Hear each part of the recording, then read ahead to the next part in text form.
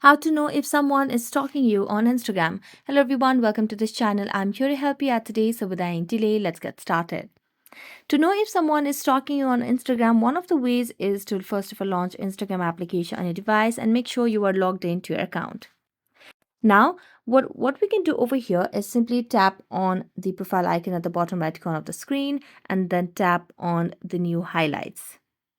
Here, you can simply add a new highlight over here. So let's just add the old story as a highlight over here for now. And let's tap on the highlight that we want to add. So let's just select on one of these and then tap on next. Tap on new highlights and then tap on done. So as you tap on done, now you can simply just go and tap on the highlights that we have just added and simply swipe up. So when you swipe up, if you see someone that or some profile over here, then you'll be able to see that they are stalking you on Instagram. So it's one of the most prominent ways to see if someone is stalking you on Instagram.